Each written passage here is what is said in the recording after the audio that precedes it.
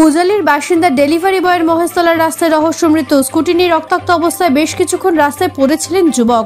নিছকে দুর্ঘটনা না আরো মর্মান্তিক কোনো কারণ? চাঞ্চল্য এলাকায় তদন্তে পুলিশ। আসবো বিস্তারিত খবরে।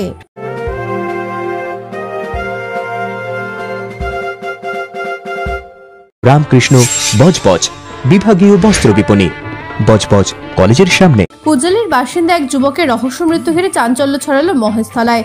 স্থানীয় সূত্রে খবর, নিউল্যান্ডের দিক থেকে বাটা মোড়ের দিকে আসার পথে বাটা ব্রিজের কাছেই রাস্তায় স্কুটি নিয়ে এক যুবককে রক্তাক্ত অবস্থায় পড়ে থাকতে দেখেন স্থানীয়রা। তড়িঘড়ি মহেশতলা থানায় খবর দিলে ঘটনাস্থলে পুলিশ পৌঁছে রক্তাক্ত অবস্থায় যুবককে উদ্ধার করে বজবজ ইএসআই হাসপাতালে নিয়ে যায়।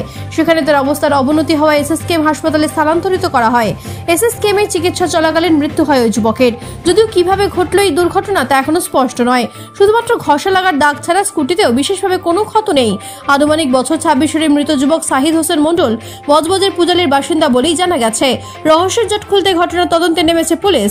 এই ঘটনায় যুবকের পরিবার ও এলাকায় শোকের ছায়া নেমে আসে। নেপথ্য ভাষ্যের ডোনা জানার সঙ্গে মহেশতলা থেকে ঋত্বিকা দাসের রিপোর্ট, বার্তা এখন। রামকৃষ্ণ বজবজ বিভাগীয় বস্ত্র বিপণী, বজবজ কলেজের সামনে।